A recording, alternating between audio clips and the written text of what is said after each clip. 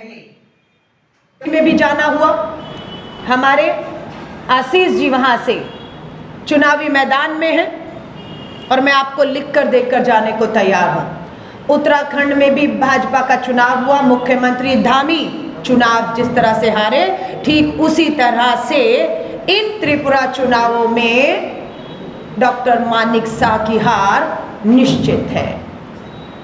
और यही कारण है कि भाजपा में बौखलाहट है, घबराहट है, पार्टी में अंतर्कलह है, पार्टी के नेता छोड़ रहे हैं, उन्हें पार्टियों से बाहर का रास्ते दिखाए जा रहे हैं और भाजपा की हार सुनिश्चित है।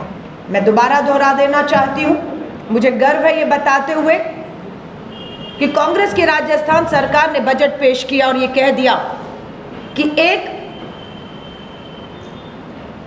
मार्च से राजस्थान की हर महिला को एलपीजी घरेलू गैस का सिलेंडर, जिसकी कीमत त्रिपुरा में 1300 रुपये है, सब्सिडी नहीं आ रही, वो मात्र 500 रुपये में मिलेगा। ठीक उसी तर्ज पर जो हम अपनी सरकारों में कर रहे हैं, हम यहाँ की भी महंगाई की मार झेल रही बहनों को विश्वास दिलाना चाहते हैं कि यहाँ पर कांग्रेस की सरकार आते ही साल के 6 सिलेंडर्स पर 500 रुपये तक की सीधी सब्सिडी महिलाओं को दी जाएगी। हम वायदा करते हैं ओपीएस, ओल्ड पेंशन स्कीम, पुरानी पेंशन योजना छत्तीसगढ़ में सरकार ने बहाल की, कांग्रेस की, राजस्थान में बहाल की, हिमाचल में अभी हमने भाजपा की डबल इंजन सरकार को हराया है और वहां पर हमने पुरानी पेंशन योजना लागू की है। हम त्रिपुरा के तमाम सरकारी रिटायर्ड कर्मचारियों को विश्वास दिलाते हैं, कांग्रेस की सरकार बनते ही पुरानी पेंशन योजना ओपीएस यहां पर बहाल की जाएगी। हम वायदा करते हैं बेरोजगार युवाओं से 50,000 सरकारी पक्की नौकरियों के पद सरकार प्रशासन में खाली पड़े हुए हैं। जिस सरकार में 50,000 पद खाली हों, आप सोच सकते हैं वो सरकार और प्रशासन जनता के भले में कैसे काम कर सकता है। सो हमारा यह वायदा है कि हम 50,000 युवाओं को जो ये सरकारी पक्की नौकरी के पद हैं उन्हें 5 साल में भरकर उनका हक उन्हें देंगे। जो सरकारी नौकरी नहीं चाहते उन युवाओं का क्या होगा, जिनकी क्वालिफिकेशन अगर नहीं है लेकिन क्षमता है, उन सभी युवाओं को 5 लाख रुपए तक का बिना ब्याज का हम ऋण देंगे ताकि वो अपना छोटा मोटा काम धंधे शुरू कर सके। महंगाई से राहत के लिए हर घर को 125 यूनिट बिजली हर महीने कांग्रेस की संयुक्त सरकार, गठबंधन सरकार मुफ्त देगी। 150 यूनिट बिजली का कोई बिल नहीं आएगा। हमारी 400 से अधिक बहनें, बेटियां यहाँ पर बलात्कार की शिकार हुई हैं, हिंसा की शिकार हुई हैं, कानून कोर्ट के चक्कर काट रही हैं, फास्ट ट्रैक कोर्ट नहीं है, कानूनी मदद नहीं है, आर्थिक मदद नहीं मिल रही। हमारा उन सभी से, परिवारों से, उन पीड़ित हमारी बेटियों से वायदा है कि सरकार आते ही सबसे पहले जो कोर्ट में मामले निलंबित हैं लंबे समय से, राजनीतिक या इस तरह के, उन सब मामलों को फास्ट ट्रैक कोर्ट में तुरंत निपटा कर दोषियों को कड़ी से कड़ी सजा और पीड़िता को न्याय दिलाने का काम कांग्रेस की संयुक्त सरकार करेगी। ड्रग फ्री त्रिपुरा बनाने की बात होती है ये ड्रग आ कहाँ से रहा है।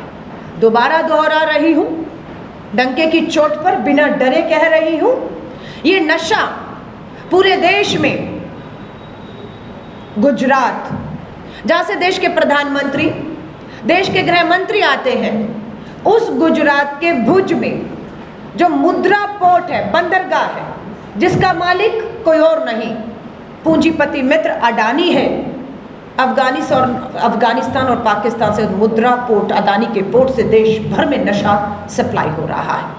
हजारों करोड़ों रुपए का, और हमारा युवा नशे की लत में जा रहा है।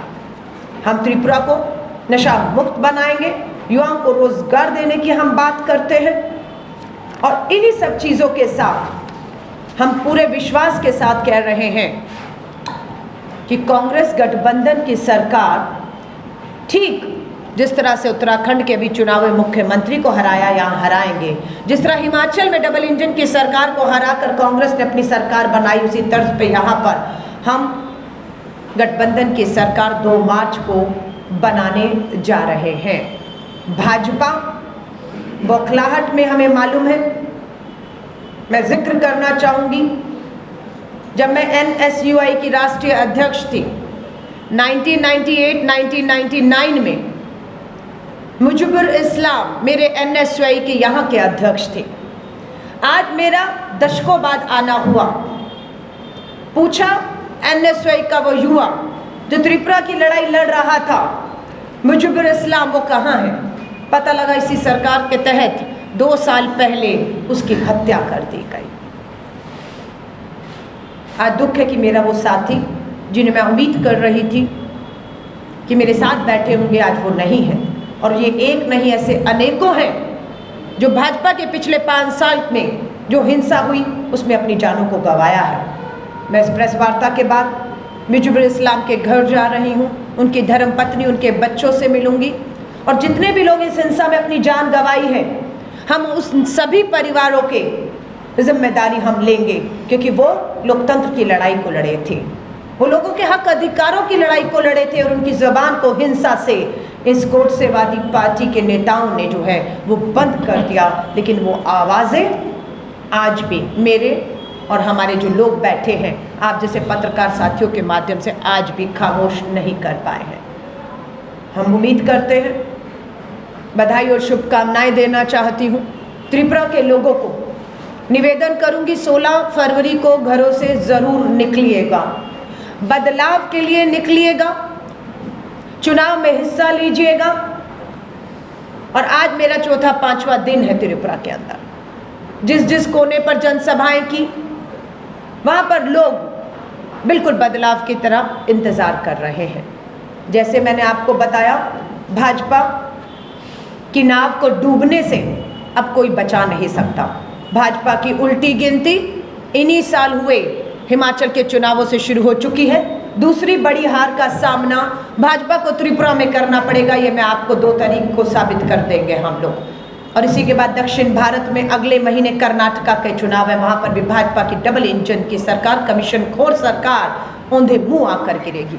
मध्य प्रदेश हम वापसी करेंगे, राजस्थान, छत्तीसगढ़ में, तेलंगाना में, ये राज्य 2024 का कहा जा सकता है कि एक मिनी इलेक्शन है देश का 9 राज्यों का, जिसमें भाजपा की उल्टी गिनती शुरू हो चुकी है। मैं सभी लोगों को कहूँगी, चुनाव में हिस्सा लें, बदलाव के लिए वोट करें। भाजपा की हार को कोई अब नहीं रोक सकता। पूर्ण बहुमत की स्थिर सरकार लेफ्ट और कांग्रेस गठबंधन की 2 मार्च को बनने जा रही है।